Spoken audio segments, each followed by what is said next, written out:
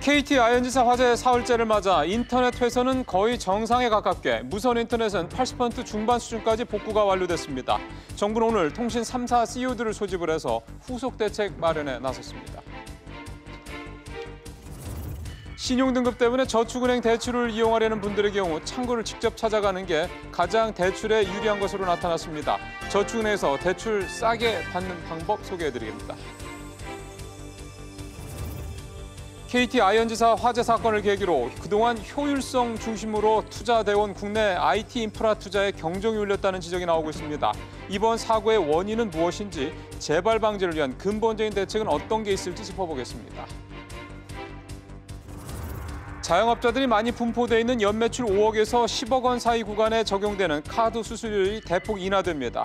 수수료 인하 배경과 함께 현장에서 이번 정부 조치에 대해서 어떻게 생각하는지 직접 들어보는 시간 준비했습니다.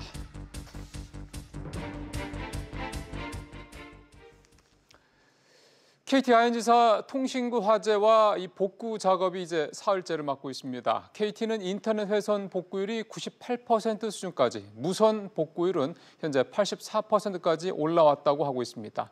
하지만 현장에서 느끼는 체감은 이에 훨씬 미치지 못하고 있다는 지적도 나옵니다. KT 아이언지사 화재 현장에 저희 취재기자가 나가 있습니다. 김성훈 기자, KT 아이언지사 화재 현장 이 복구 상황 전해주시죠. 네, 현재 KT 직원과 협력업체 직원 등 1,100여 명이 교대 근무를 하며 복구 작업에 나서고 있습니다. 오전부터 경찰 등 관계기관들은 화재 원인을 찾기 위해 2차 정밀 합동 감식 작업을 벌이고 있습니다. 또 굴삭기 장비가 동원돼 화재 열기로 녹은 자재와 장비들을 제거하고 있습니다. 현장에 따르면 이르면 내일부터 지하로 인부들이 내려가 새 전화회선과 광 케이블을 설치할 수도 있습니다. KT 측은 오전 11시 기준 인터넷 복구율은 98%, 무선 복구율은 84%까지 올라왔다고 밝혔습니다.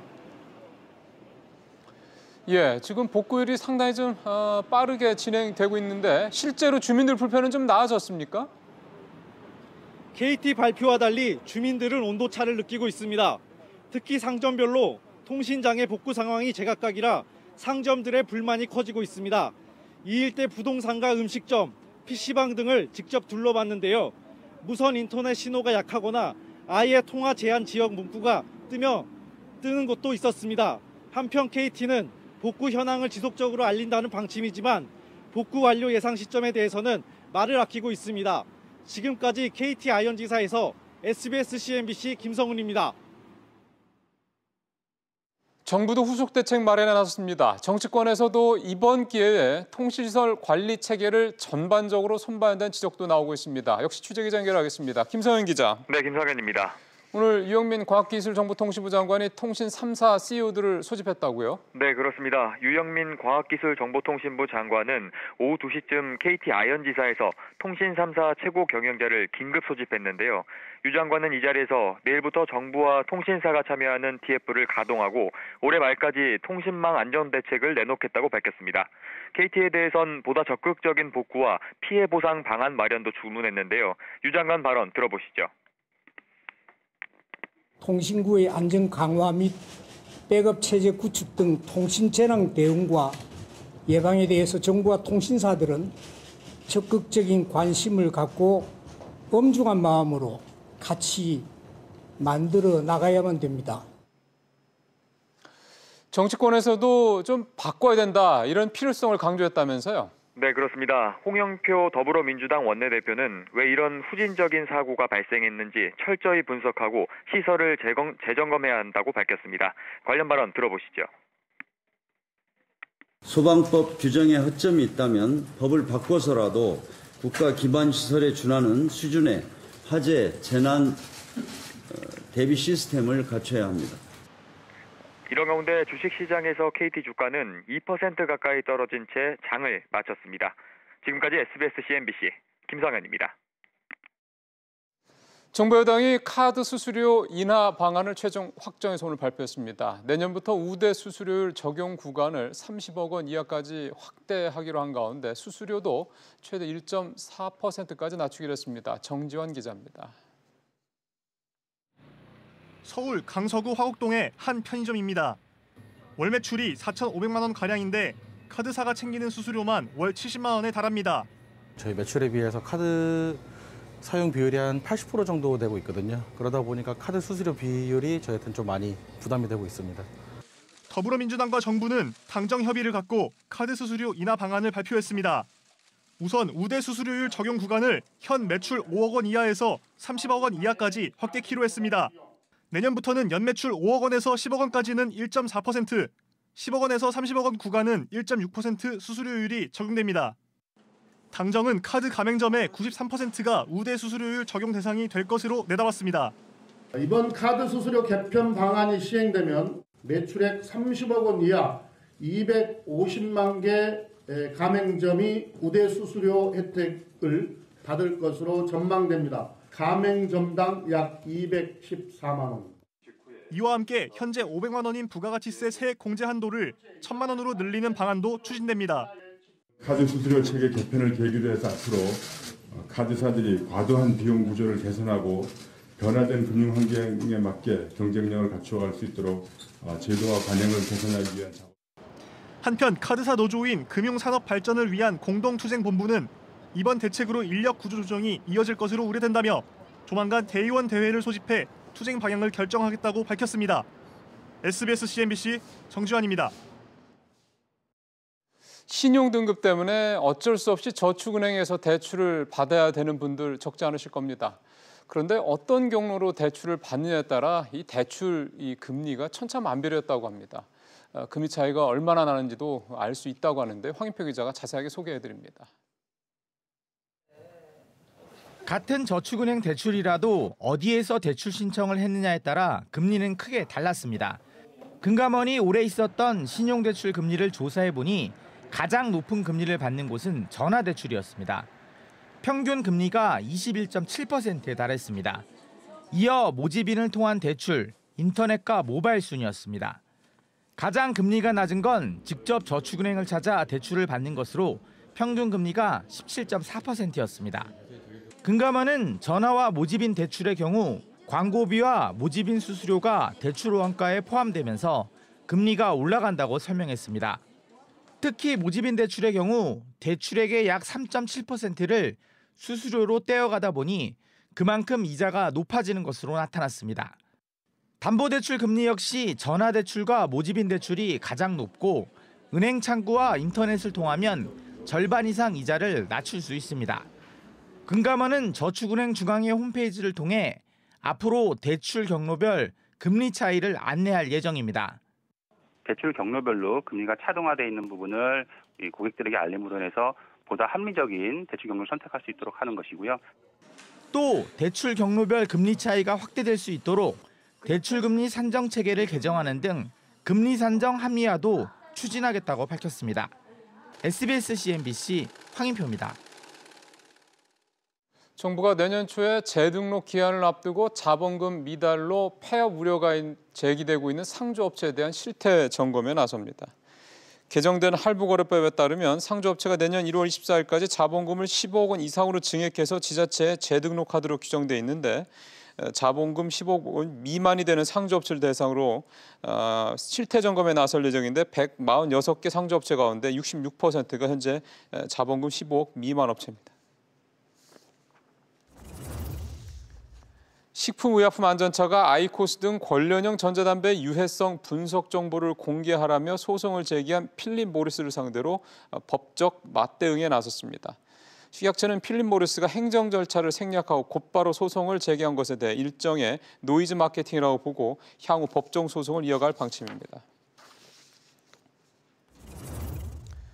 삼성증권이 장석훈 대표이사 직무 대행을 공식 대표이사 부사장으로 추천했다고 밝혔습니다. 장 부사장은 구성훈 전 대표가 지난 4월 발생한 배당 오류 사태 때문에 책임을 지고 사임한 이후 대표이사 직무 대행을 맡아왔습니다.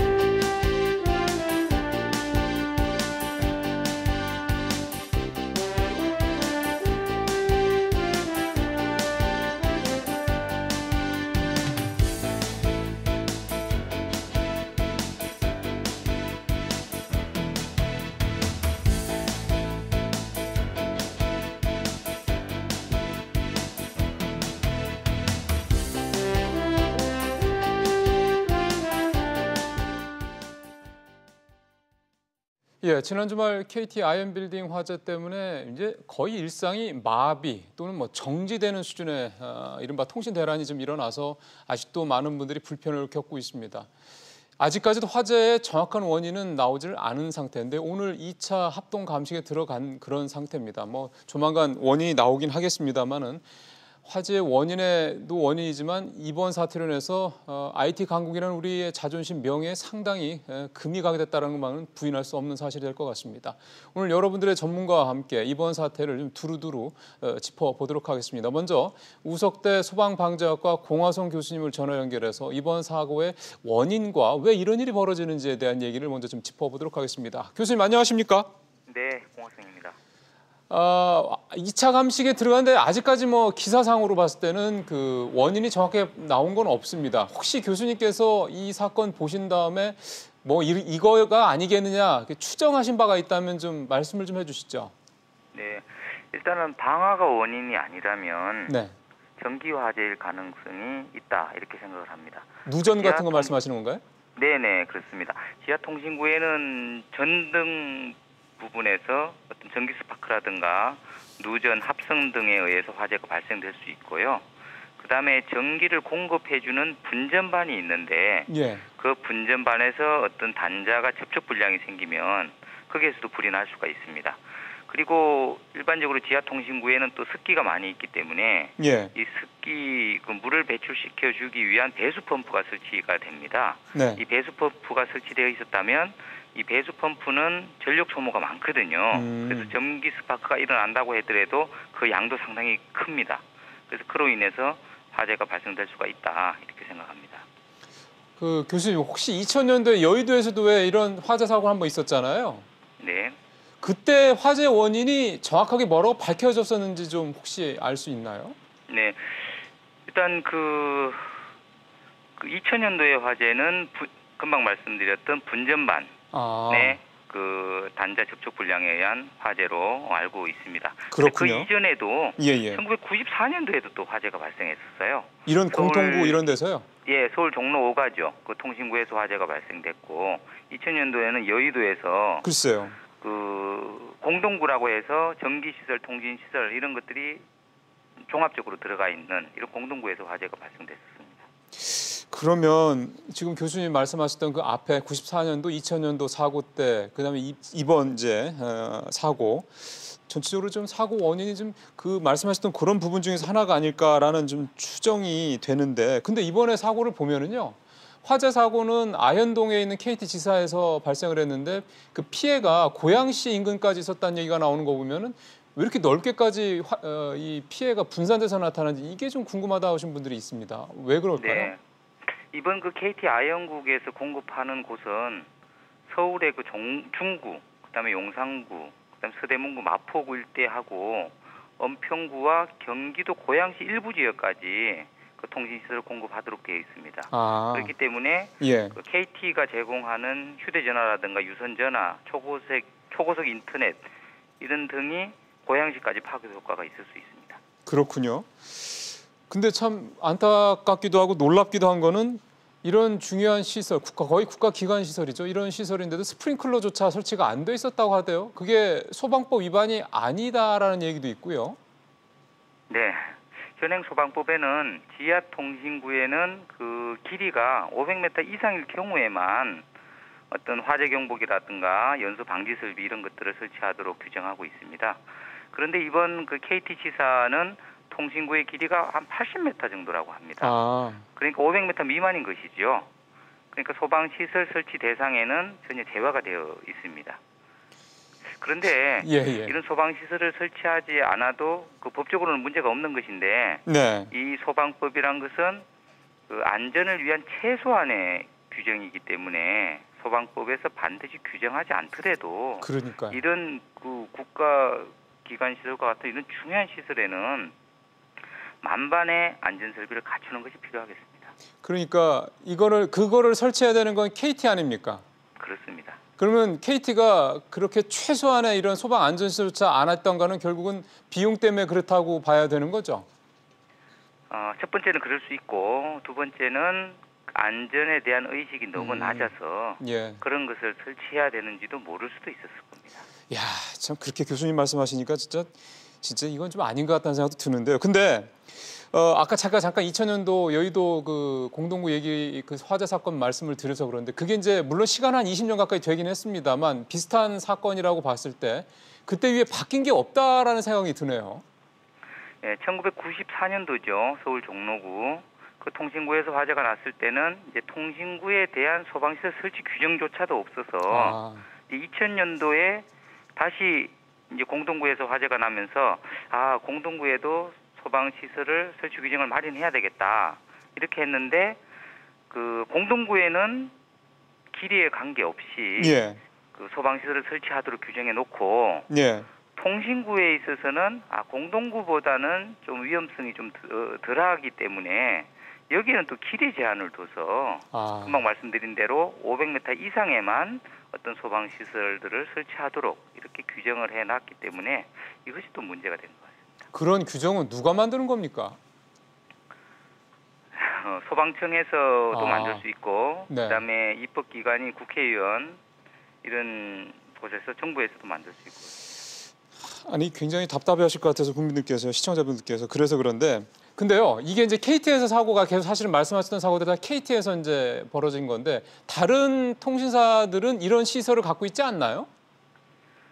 다른 통신사도 이런 시설을 가지고 있다고 봅니다. 그런데 그런데 지하통신구를 전체적으로 점검을 한번 해봐야 되겠지만 네. 이번 KT처럼 통신구의 길이가 500m 미만일 때는 아마도 소방법의 규정을 받지 않기 때문에 이번 KT 그 아현 지사처럼 소방 시설을 설치하지 않았을 가능성이 높다 이렇게 생각을 합니다. 아마 당국에서 조사를 하겠죠 이번에. 그래서 결과가 나오겠습니다만 지금 교수님 말씀도 그렇게 추정을 하신다라는 말씀인데 그렇다면 이번 사건을 계기로 우리가 언제까지 소위 고야광 공칙식으로 갈 수는 없지 않습니까? 뭔가 좀 근본적인 해법을 좀 이제 내놔야 될 것 같습니다. 네, 지하통신구는 한번 화재가 발생하면 국민에게 엄청난 혼란을 가중시키는 중요한 시설이죠. 그렇기 때문에 화재 감지 시설은 필수적으로 갖추고 또한 화재를 감지함과 동시에 물분무 소화 설비라고 있습니다. 이 스프링클러보다 효과가 좋은 물분무 소화 설비가 있는데 이런 것들을 설치를 해서 불이 났을 때 자체적으로 즉시 진화가 가능하도록 자동식 소화 설비를 갖추는 것이 필요하겠습니다. 알겠습니다. 교수님 오늘 말씀 잘 들었습니다. 네. 지금까지 공화성 우석대 소방방재학과 교수와 말씀을 좀 나눠봤는데요. 몇 가지가 참 놀랄만한 일들이 현재 우리 수준이네요.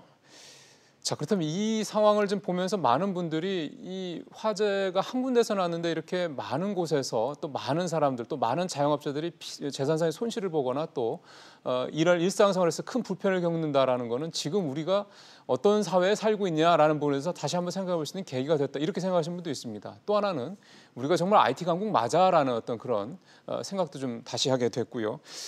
이번 사건을 좀 어떻게 우리가 좀 봐야 되는지 조금 다른 측면에서 이번 사건을 좀 짚어보겠습니다. 한국통신협회 회장이시고요. 현재 고려 전기전자공학부 교수로 계신 강충구 교수님 전화 연결됐습니다. 교수님 안녕하십니까? 네, 안녕하십니까? 예, 이게 통신 대란 이렇게만 얘기하기에는 사실 너무 많은 분들이 불편함을 겪고 있고 재산상의 손실을 좀 보고 있습니다. 이번 사태가 우리 사회에 주는 의미를 한번 짚어봐야 될 것 같습니다.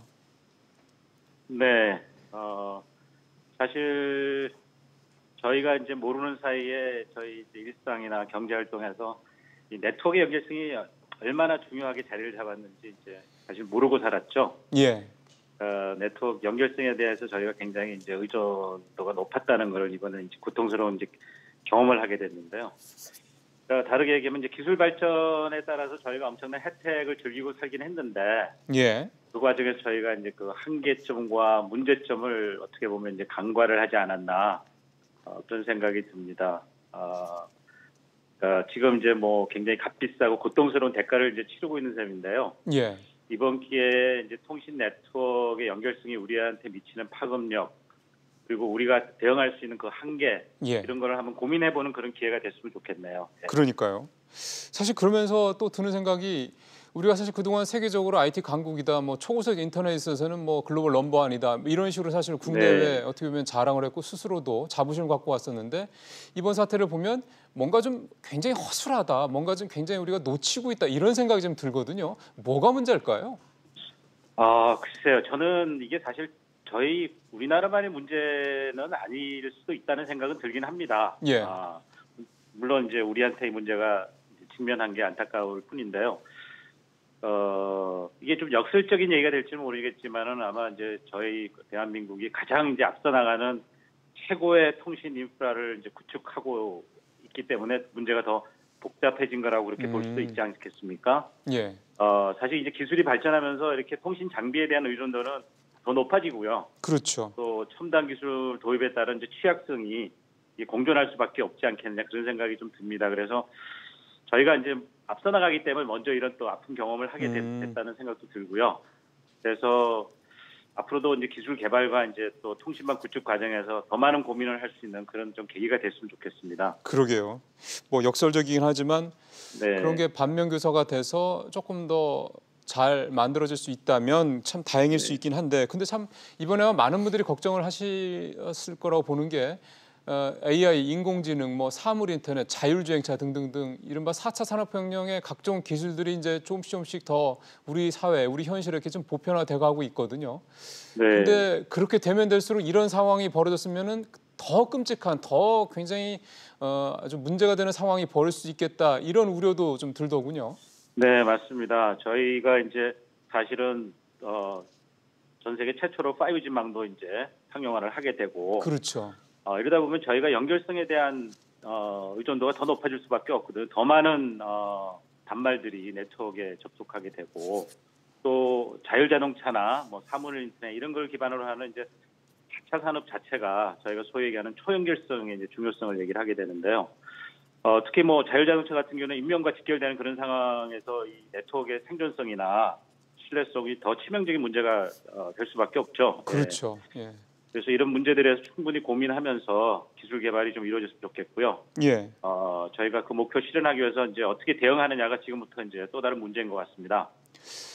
이런 얘기들도 하시는 분들이 계시거든요. 이번 사태가 우리한테 주는 교훈 중에 하나는 뭔가 이렇게 문제가 돼 있는 어떤 허점들, 그러니까 시스템적으로, 법적으로 개선하는 것도 필요하다. 근데 우리가 이 네트워크에 너무 의존하고 사는 게 아니냐라는 거를 우리 스스로가 한번 다시 깨달을 수 있는 계기도 돼야 되는 게 아니냐, 이런 얘기도 하시는 분들이 계시더군요. 맞습니다. 네. 예. 그러면 이제 이런 부분들을 좀 우리가 좀 더 개선하려면 어떤 방향으로 될지 교수님께서 한 말씀 더 해주시죠. 예, 뭐 사실 이제 지금부터 많이 고민해야 될 부분인데요. 근본적인 방안은 일단 원천적인 요인을 막을 수 있어야 되는데, 예를 들어서 화재나 자연재해 이런 것들은 사실 저희가 사전에 좀 인지하고 대응할 수 있는 방안이 있으면 제일 좋겠습니다. 그런데 이제 그게 불가피한 경우에 대비할 수 있는 이제 방안으로 일단 저희가 이제 계속 얘기를 하는 게 이제 시스템 자체의 이원화, 이중화 이런 것들을 통해서 이제 문제가 생겼을 때 우회하는 그런 이제 구조적인 해결 방안을 좀 찾아야 되는데요. 사실은 이 문제는 그렇게 간단하지는 않습니다. 저희가 이제 뭐 사람의 몸으로 따지면 이제 혈관이 이제 심장으로 통하는데, 혈관의 문제는 부분적으로 이제 우회를 시킬 수 있지만 이제 심장의 일부가 문제가 될 경우에는 사실 그 이원화라는 게 간단하지는 않고요. 그렇죠. 결국은 이제 많은 요소들이 연계되어 있는 부분이라서 이제 어떤 부분을 어떻게 백업하느냐 하는 거는 매우 이제 공학적인 문제가 되거든요. 네. 그래서 이런 이제 물리적인 이중화 이런 거는 투자 설비에 대한 이제 경제적인 문제 이런 것들을 좀 같이 고민을 해야 되고요. 네. 이제 이번에 좀 안타까운 거는 이제 그 저희가 유선망하고 무선망이 모두 한꺼번에 이제 불통이 되는 상황이 발생했다는 거거든요. 그렇대요. 예. 그래서 이제 무선망하고 유선망이 서로 사실 상호 보완적인 관계가 될 수 있는데, 네네. 뭐 다시 말하자면 이제 해당 장비들을 이제 물리적으로 서로 다른 국사에다 설치했으면 좀 좋았겠다는 생각 드는데, 이것도 사실은 또 망구축 과정에서 많은 이제 투자비를 요구하는 그런 부분이라서 저희가 이제 이런 부분을 좀 같이 고민을 해봐야 될 것 같습니다. 그러니까 효율적, 그러니까 비용 절감 이런 부분들이 어떻게 보면은 배후에 이렇게 사고가 피해가 커졌던 이유 중에 하나다, 이렇게 보시는 거군요. 뭐 그렇게도 볼 수는 있습니다. 예, 알겠습니다. 교수님 오늘 말씀 잘 들었습니다. 고맙습니다. 네, 감사합니다. 고려대 강충구 교수님과 이번 사태를 우리가 좀 어떤 의미로 좀 받아들이는지 얘기를 좀 들어봤습니다. 자, 이번에는 이제 피해 상황과 보상 얘기로 좀 가야 될 것 같습니다. 뭐 아시겠지만 개인들이 받은 피해도 적지 않아 있고요. 특히나 그 인근 지역에 자영업하시는 분들 같은 경우는 피해가 컸다고 합니다. 더군다나 주말이었기 때문에 장사를 잘 원래 하던 그 시기에 이렇게 사고가 발생을 하면서 이를테면 시쳇말로 장사 망친 셈이 되는 거죠. 이분들 피해 보상 어떻게 받을 수 있을까요? 간단치 않은 문제들입니다. 그래서 오늘 이 부분은 법률전문가와 함께 얘기를 나눠보도록 하겠습니다. 오늘 도움 말씀에서 강신업 변호사님 모셨습니다. 변호사님 네, 어서 오십시오. 안녕하십니까. 변호사님 본격적으로 이 보상 얘기하기 전에 저희가 오늘 현장에 나가가지고 해당 그 이쪽에 있는 자영업자분들 인터뷰한 게 있습니다. 네. 그거 같이 좀 보시면서 그러시죠, 예. 얘기 좀 해봤으면 좋겠습니다. 한번 보여주시죠. 우리가 이제 조그만 집이고 가격이 저렴한 집인데 반 이상은 카드예요. 그러니까 카드가 갑자기 이렇게 안 되니까 그러니까 그런 분들 못 받으니까 매수 많이 지장이 있죠. 갑자기 이제 카드를 하려니까 안 되는 거야. 그래갖고 조금 손님 받기도 힘들었지만 이 손님들한테도 미안하고 그랬죠. 저희는 이제 주말 장사도 좀 되는데 많이 못 했었어요. 뭐 한 20% 정도는 덜 된 것 같아요. 예, 뭐 대략 한 저렇게 20-30% 정도 아마 그 손님들이 오셨다가 카드 안 된다고 해서 가신 분들이 있을 거라는 생각이 좀 충분히 드는데요. 이런 분들이 굉장히 많을 거란 말입니다. 그렇죠. 이런 분들을 이게 금액이 또 그렇다 해서 몇백만 원, 몇천만 원 되는 건 또 아닐 테고 이렇게 아주 큰 돈은 아니지만 또 굉장히 다양한 분들이 피해자로 되어 있는 이런 사건들 같은 경우 피해 보상 받기가 어떨까 싶습니다. 그렇죠. 소액 피해고 다수자가 네. 피해를 보는 사례죠. 이런 것들이 예. 말이죠. 물론 이제 이게 언제까지 갈지 모르겠습니다만은 주말에 여기 신촌이라든지 홍대, 네. 한남동 이런 데는 주말 장사가 잘 되는 그러니까요. 곳인데요. 그리고 또 현금을 가지고 다니는 사람이 없잖아요. 요즘 그렇기 그렇죠. 때문에 상당 부분 피해가 있을 것으로 보는데 문제는 이제 이 피해를 이렇게 이제 봐야 되거든요. 기본적으로 이 장사하시는 분들이 자영업자들이 여기 한 17만 명 정도 있었던 것으로 봅니다. 이분들의 피해가 있고 또 개인들의 피해가 있습니다. 그렇죠. 예. 어쨌든 개인들이든 아니면 장사하는 곳이든 간에 약관에 규정되어 있는 피해가 있을 수 있습니다.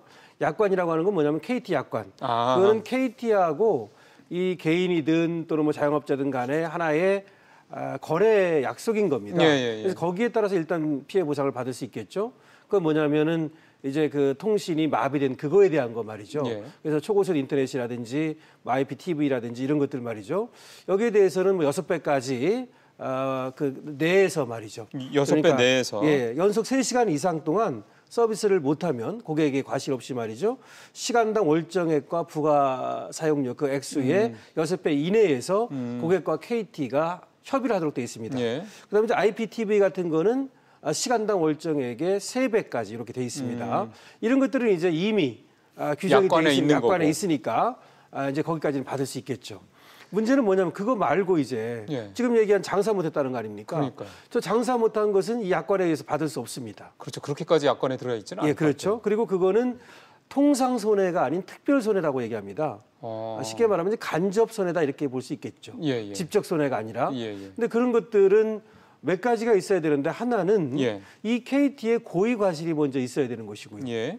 그럼 KT의 고의는 없을 거다고 본다면 이제 과실이 있어야 되는데 문제는 과실도 아니고 이게 천재지변이다.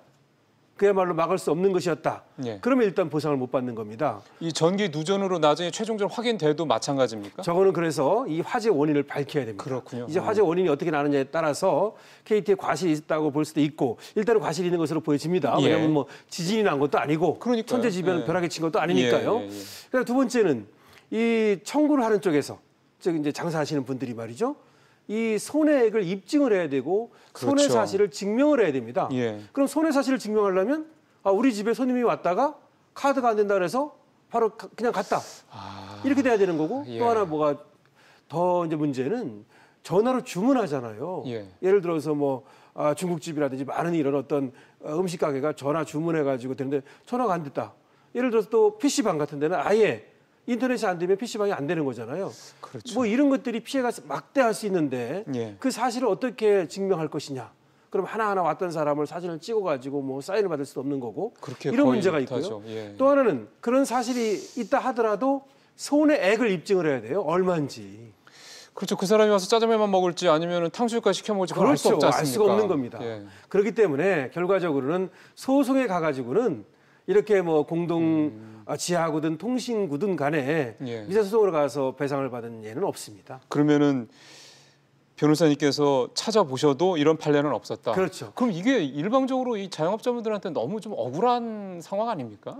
그것이 이제 법리인데요. 1994년에 종로구에서 났던 통신구 화재라든지 금방 얘기했던 2000년도에 여의도에서 났던 그 상당히 큰 그런 어떤 그건 공동지하구였거든요. 공동지하구라는 건 뭐냐면 통신 케이블뿐만 아니라 전기 스토브 이런 거 다 지나가는 곳을 말합니다. 이제 여의도였기 때문에 잘못했으면 그때 금융대란이 일어날 뻔했거든요. 하여튼 뭐 그랬는데 이것을 갖다가 입증을 해가지고 소송으로 가가지고 피해 보상을 받은 예는 없고 다만 이제 이거를 정부에서 나서가지고 KT라든지 이런 업체와 또 고객 간에 또는 뭐 자영업자 간에 일단은 협의는 할 수 있을 것으로 봐요. 근데 이거는 그렇게 쉬운 문제는 아닌데 사실은 KT에서 적극적으로 나서겠다고 말하고 있지 않습니까? 그렇기 때문에 거기에 한번 기대를 걸어볼 수 있는데요. 이런 건 가능합니다. 예를 들어서 주말에 어느 가게에서 어느 정도의 매출이 올랐다. 평상시에? 평상시에. 근데 그걸 증명할 수 있는 방법은 세무서에 신고한 것이 객관적인 어떤 증명 자료가 될 수 있습니다. 예, 그건 그렇죠. 근데 사실은 또 이것도 세무서에 신고한 것과 실제 상사되는 것이 좀 다르다. 뭐 이렇게 얘기할 수도 있는데 그건 어쩔 수 없어요.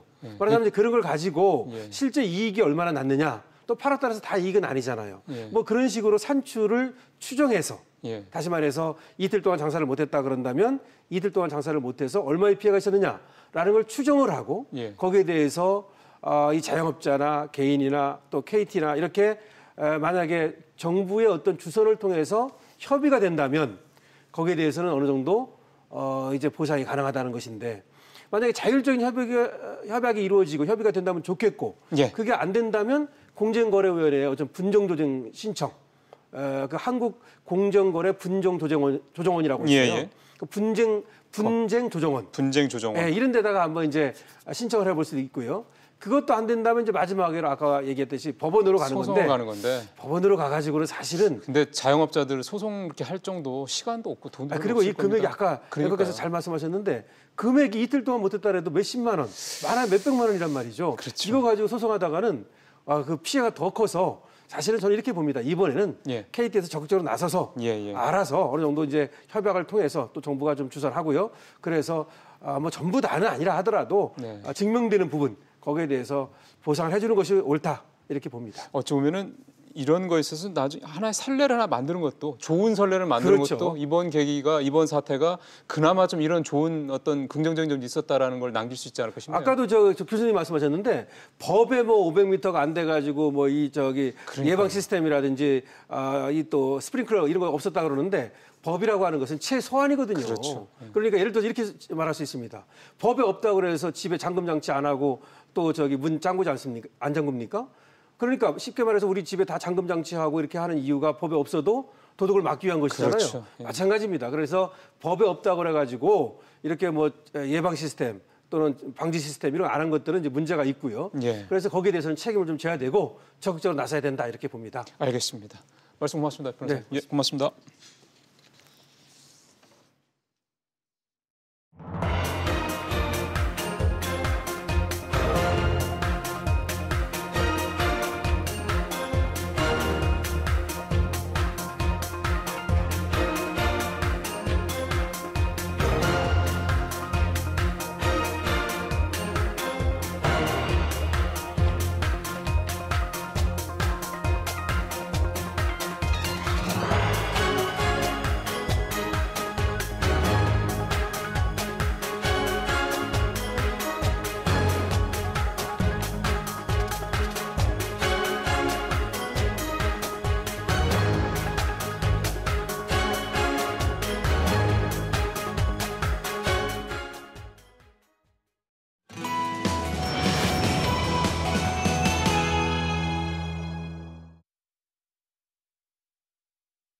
앞서 전해드린 대로 오늘 정부에서 카드 수수료 개편 방안을 확정해서 발표했습니다. 쉽게 말씀드려서 카드 수수료를 대폭 낮춰주겠다는 겁니다. 이 시스템은 내년 1월부터 적용이 되니까 이제 뭐 한 달 정도만 있으면 바로 우리 영세 소상공인 자영업자분들이 혜택을 볼 수 있을 것 같습니다. 오늘 이 두 분과 이 얘기를 좀 자세히 나눠보겠습니다. 먼저 오늘 대책을 내놓은 금융위원회 홍성기 중소금융과장 전화 연결해서 오늘 대책의 주요 내용과 의미 좀 짚어볼 거고요. 잠시 후에 한국중소상인 자영업자 총연합회 방기용 회장 모시고 실제 현장에서 이번 대책을 어떻게 받아들이고 있는지에 대한 얘기도 들어보도록 하겠습니다. 먼저 홍성기 과장님 전화 연결해서 얘기 들어보겠습니다. 과장님. 네, 안녕하세요. 예, 안녕하세요. 네. 이번 대책 배경부터 좀 간단하게 좀 소개를 해주시죠. 네, 현 정부 출범 이후에 자영업자하고 소상공인 카드 수수료 부담 완화 위해서 1년의 대책을 그동안 발표하고 시행해 왔는데 특히 올해는 3년 주기로 이루어지는 카드 수수료 재산정 그 주기를 맞아가지고 예. 그 자영업자와 소상공인 등 가맹점이라든가 카드 이용자, 그다음에 카드사 그리고 전문가 등의 카드 수수료 관련한 다양한 의견이나 그런 제기된 사항들을 수렴해가지고 이번에 개편에 임하게 됐습니다. 그러네요. 하여간 무엇보다 반가운 건 아마 수수료 부담을 좀 덜 수 있겠다라고 많은 분들이 생각하실 것 같은 건데 이번 대책 내용을 살펴보면 특히 그 구간을 되게 잘게 쪼개셨더군요. 매출 5억, 네. 뭐 10억, 10억에 30억 이렇게 쪼개셨던데 왜 이렇게 네. 구간을 잘게 쪼개서 이렇게 그 수수료 인하를 하는 식으로 이렇게 그 내용을 만드신 건지 그 이유가 궁금하더라고요. 구간을 일부러 쪼갠 건 아니고요.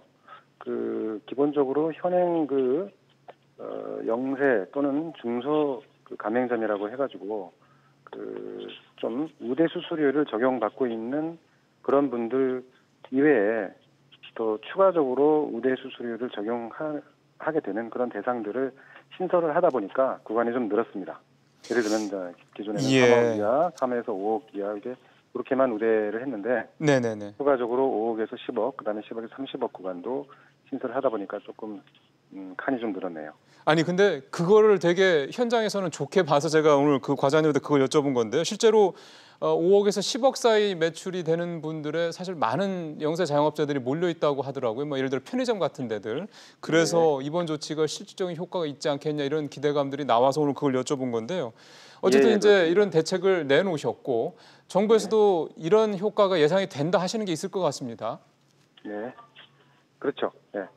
특히 이제 기존에 5억 이하의 가맹점들에 대해서는 그동안에 카드 수수료 인하 조치 지속적으로 수차례 많이 했는데 그런 조치들이 혜택들이 그쪽 구간에 많이 집중이 돼 왔고 또 현행 부가가치세 매출세액 공제라는 제도가 있는데요. 예. 카드를 이용한 그 결제 금액에 대해 가지고는 해당 매출액의 1.3%만큼씩을 부가세 납부할 때 되돌려주는 그런 제도입니다. 근데 그 제도에 따라 가지고 현재 5억 이하의 매출액 구간 가맹점들은 실질적으로 카드 수수료 부담이 거의 없는 상태입니다.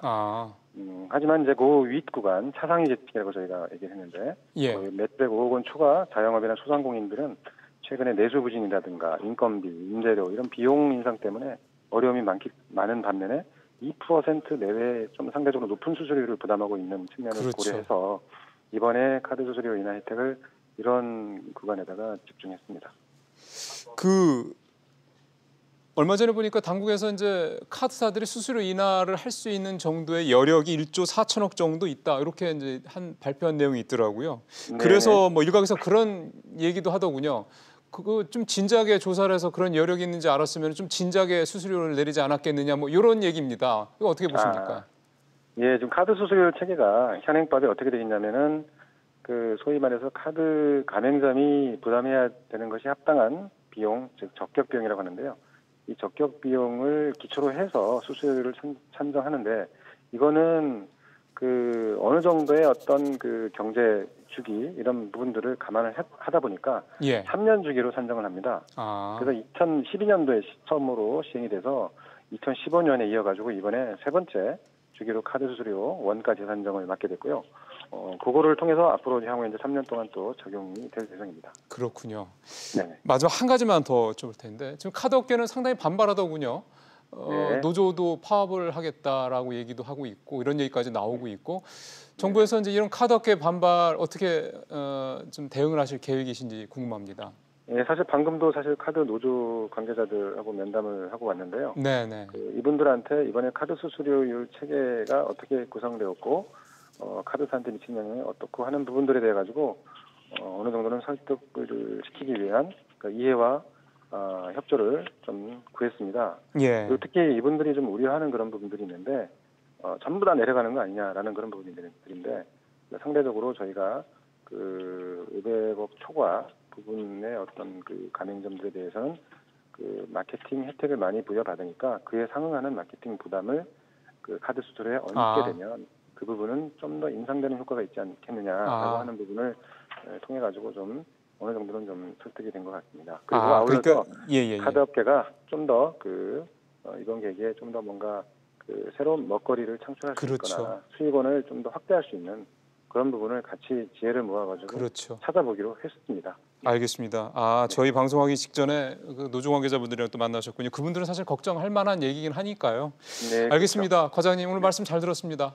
네, 감사합니다. 지금까지 금융위원회 홍성기 중소금융과장하고 얘기를 좀 나눠봤고 이제 현장 얘기 들어봐야죠. 한국중소상인자영업자연합회 방기용 회장 모셨습니다.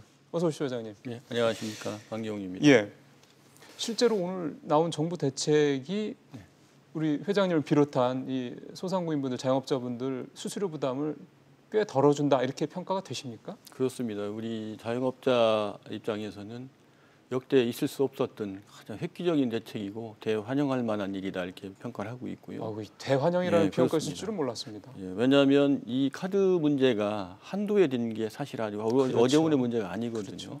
한 10여 년 넘게 계속 제기해왔던 문제고 차별의 문제였기 때문에 근데 애석하게도 여태 정권 지나오는 동안 어느 정권이나 어느 정부건 이렇게 실질적인 대책을 내놓은 적이 없었습니다. 근데 이번에 내놓은 대책은 그야말로 실질적으로 여러 그 상인 자영업자 모두가 혜택을 볼 수 있는 그런 대책이고 더 중요한 건 구간을 신설을 해서 그렇더라고요. 실질적으로 여기 매출이 적은 데들은 실질적 부담을 덜어주고 중형 매장들의 그 부담도 덜어줌으로 해서 실질적으로 고용을 늘릴 수 있는 여력을 만들어준 것이 거물라도 정부가 큰 결단을 내어준 아주 획기적인 정책이다 이렇게 평가합니다. 지금 고용을 늘린다는 말씀을 하셨는데 수수료 내렸다고 해서 고용을 늘릴 수 있을 정도까지 됩니까? 예, 그렇게 보시면 됩니다. 왜냐하면 그 영세한 자영업자들은 사실 실질적 고용을 늘리기는 한계가 있지 않습니까? 그런데 우리 자영업자 중에서도 고용을 실제로 늘릴 수 있는 그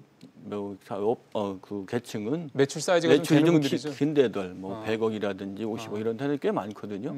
이런 데들이 고용을 실제로 늘릴 수 있고 아마 제도 개선이 된다면 실질적인 일자리를 좋은 일자리를 늘릴 수 있는 그런 자영업자다. 자영업자들 대책을 세웠는데 가장 여태까지 한계였던 게 5인 이상, 5인 이하 이렇게 영세한 데만 중점으로 하다 보니까 실질적으로 고용을 늘리고 좋은 일자리를 늘리는 데 한계가 있었다 이런 말씀 드리겠습니다.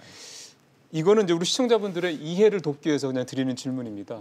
그래서 그러니까 좀 대략적으로만 말씀해 주셔도 되는데 지금 우리 회장님 계신 이 연합회 그 회원분들 기준으로 봤을 때 지금 수수료 부담이 100이라고 치면은요. 이번 조치가 되는 1월부터 적용이 된다 그러면 이제 그 비용 부담이 지금의 100이 얼마까지 줄어들 것으로 대략 추산이 되세요? 이렇게 보시면 될 것 같아요. 5억에서 10억 구간을 이제 구간 신설이 1.4%의 고용을 하기로 했잖아요. 그러면 이게 연간 0.65%의 결감 효과가 있습니다. 그러면 10억이면 연간 650만 원의 결감 효과가 있는 겁니다. 연간 650만 원, 한 달에 한 50만 원권이 넘기 때문에 개인장이 실질적인 효과가 크다 이렇게 말씀드릴 수 있죠. 그러네요. 그러면은 실질적으로라는 말씀을 좀 여러 번 하셨기 때문에 현장에서는 분명히 이번 정부의 조치에 대해서 상당히 긍정적으로 좀 좋게 보신다 이런 말씀이 좀 되는 건데요. 그때 회장님이 저희 이 자리에 나오셔서 말씀하실 때도 굉장히 주안점을 두고 말씀하셨던 게 대기업과 형평성 문제였거든요. 그렇습니다. 그러면 오늘 나온 조치에서 그 대기업과 형평성 문제에 대한 부분도 이제 납득하실 만큼 만족하실 만큼 어느 정도 대책이 나왔다 이렇게 보십니까? 예, 우리가 요구했던 요구안이 100% 수용된 것은 아닙니다. 예, 여전히 그 500억 구간까지 1.95%라고 하더라도 미세한 대기업과의 차이는 존재하는 거죠. 그렇죠. 예, 그보다 더 중요한 건 이해 당사자인 우리 자영업자들이 실질적 카드 수수료 협상권이 부여되지 않은 거, 또 적격 비용 산정에 이해 당사자 우리가 참여가 보장받지 못한 것은 아쉬움으로 남습니다. 이게 사실 돼야 되는데 그건 역시도 정부가 인지를 하고 있기 때문에 추후 점진적으로 개선책을 내놓으실 것으로 저는 기대하고 있습니다. 그러면은 지금 상황에서 그런 부분들 조금씩 좋아질 수 있을 거라는 부분에 대한 어떤 기대감과 희망은 이번 대책으로 해서 갖게 됐다. 더 커진 겁니다. 이 말씀이시고요. 예. 근데 사실은 이제 우리 시청자분들께서도 혹시 이제 오해하실지도 모르는 게 뭐냐면 소상공인들이나 영세 자영업자들이 생존이 힘들다고 얘기하는 게 사실 카드 수수료가 때문만은 아니지 않습니까? 그렇습니다. 이게 카드 수수료 하나가 해결이 됐다고 자영업자의 경쟁력이 높아지고 그러니까요. 지급력이 높아지는 건 아닙니다. 이게 자영업자들이 근본적으로 어려운 이유는 어디에 있느냐. 시장에 대기업의 독과점에 있거든요. 근본적인 해결책을 찾고 대책을 마련한 정부가 이것도 좀 유념을 했으면 좋겠습니다. 독과점화되어 있는 시장을 어떻게 자영업자 시장으로 회복시켜 줄 수 있느냐 하는 대책하고 또 카드 수수료와 또 대기업 가맹점 본사들의 갑질 문제 이런 것들은 지금의 고통과 어려움을 덜어주는 효과는 있습니다만 매출을 늘리거나 소득이 늘게 하는 효과는 없죠. 그러니까 저희들은 그런 제도 개선을 통해 당장 어려움을 좀 해소시켜 주시고 더불어서 지원을 한다든가 시장을 돌려준 효과 있는 정책을 편다면 우리 자영업자 시장에서 충분히 정부가 바라는 좋은 일자리, 안정적인 일자리를 충분히 만들어낼 수 있다 이렇게 생각을 합니다. 지금 말씀하시던 거가 사실은 저희들이 듣기에는 좀 두루뭉술합니다. 무슨 말씀이냐면 저분이 무슨 말을 하는지는 알겠는데 뭐 때문에 저런 얘기를 하시는 거지에 대한 부분이거든요. 회장님 어차피 어렵게 오셨으니까 그러면 지금 말씀하셨던 대기업들 중심에 이렇게 독과점식으로 돼 있는 이런 상황에서 어떻게 하는 게 구체적으로 어떻게 하는 게 상생을 할 수 있는 방법이라고 생각을 하시는 거예요? 첫 번째는 가맹사업자들이 많잖아요. 예. 거기에 대한 공정한 거래를 해주면 돼요. 특별히 가맹사업자들을 혜택을 주라 이런 얘기가 아니거든요. 프랜차이즈 말씀하시는 거죠? 그렇죠. 불공정한 거래 이기고 스스로 차별을 개선해 준 것처럼 불공정한 행위를 개선해주면 여력이 생기지 않습니까? 뭐 이럴 때 물류 같은 거 이런 그렇죠. 부분에 있어서요. 또 과도하게 뭐 가져가는 수익 구조를 탈취구를 없애준다든지 또 뭐 늘상 얘기하는 뭐 임대료 같은 거를 제한적으로 올리게 한다든가 이런 걸 하면 충분히 지금 매출에 여력이 생기지 않습니까? 그러면 정부가 추진하고 있는 최저임금 10,000원 상당히 부담스럽지만 그걸 보충해주면 우리가 그걸 어느 정도를 감수할 수 있는 정도의 여력이 생길 것이고 또 시장을 무엇을 어떻게 돌려주느냐. 사실 대기업의 대형마트가 500개가 넘게 시장을 장악하고 있죠. 그런데 요즘도 문제가 되는 것이 복합 쇼핑몰이지 않습니까? 이것의 파기력은 상상을 초월합니다. 이런 것들 제도적으로 규제하고 막아주고 우리들이 어려움을 겪고 있는 제도 개선을 조금만 한다면 대기업을 살리려면 수조 원의 재정이 투입이 돼야 됩니다만 카드 수수료와 같이 이 자영업자를 살릴 수 있는 거는 자그마한 제도적 개선만 해줘도 충분히 여력이 생기고 따라서 거기에 지원할 수 있는 보완책을 동시에 쳐준다면 우리 자영업 시장에서 많은 부분의 고용을 늘릴 수 있고 좋은 일자리를 만들어낼 수 있다 이렇게 생각을 합니다. 그렇긴 하죠. 뭐 전체 근로자들의 80% 거의 90% 그다음에 전체 그렇습니다. 회사의 역시 거의 10개 중에 9개 가까이가 사실 중소기업에서 담당을 하고 있잖아요. 맞습니다. 그런 면에서 고용 창출이 사실 우리도 이쪽 중소 쪽에서 사실 이루어진다면 훨씬 더 효과가 빠를 거라는 말씀은 참 분명히 맞는 말씀인 것 같습니다. 회장님 오늘 말씀 잘 들었습니다. 고맙습니다. 감사합니다.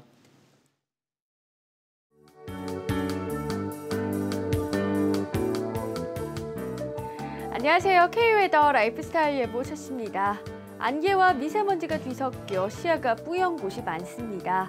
오늘 퇴근길에도 환경부 기준으로 수도권과 충청 전북으로 초미세먼지 농도 나쁨, 그 밖에 전국 한때 나쁨 단계를 나타내겠고요. 세계보건기구 기준으로는 나쁨 단계까지 오르겠습니다. 내일 역시 초미세먼지 농도가 높게 나타나겠는데요. 초미세먼지 농도 환경부 기준으로 중부와 전북, 제주도로 나쁨, 그 밖에 전국 한때 나쁨 단계까지 올라가겠고 세계보건기구 기준으로는 나쁨 단계로 더욱 높겠습니다.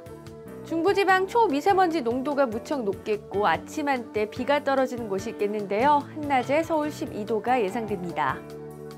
동해안도 아침 기온 속초와 강릉 9도로 크게는 오늘보다 6도나 높겠고 한낮에 울진 16도로 오늘보다 높겠습니다. 남부지방 초미세먼지 농도가 높겠습니다. 전북으로 나쁨, 그 밖에 남부지방으로도 한때 나쁨 단계를 나타내겠습니다. 서해상으로 비가 온 뒤 개겠고요. 물결은 남해와 동해상에서 다소 높게 일겠습니다. 금요일에는 중부지방에 비나 눈이 오겠고 일요일에는 서울의 아침 기온 영하 1도까지 내려가겠습니다. 날씨였습니다. 예, 일선 현장에 있는 전문가가 이번에 나온 카드 수술 인하 대책은 정말 대단히 합리적이고 대단히 정말 좋다, 아주 긍정적, 이렇게 극찬하는 거는 사례는 참 최근에 참 보기 드물었던 것 같습니다. 지금 여러 최저임금 인상이라든가 근로자 단축 이런 정부의 소득주 성장 관련해서 여러 대책이 진행이 되면서 많은 부작용들 때문에 또 많은 분들이 지금 힘들어하고 있다는 거 잘 아시는 부분들인데요. 글쎄요, 조금씩 특정 부분에서라도 이렇게 실제로 현장의 목소리, 현장에서 원하는 바를 이렇게 채워줄 수 있는 이런 대책들이 하나하나 나와준다면 국민들의 또는 기업들의, 영세 자영업자들이 정부에 대한 신뢰도 굉장히 좀 좋아질 거라고 생각합니다. 결국 그런 신뢰를 통해서 이 어려운 위기 상황을 극복해 나갈 수 있지 않을까, 그런 기대감도 작게나마 가져봅니다. 오늘 마치겠습니다. 고맙습니다.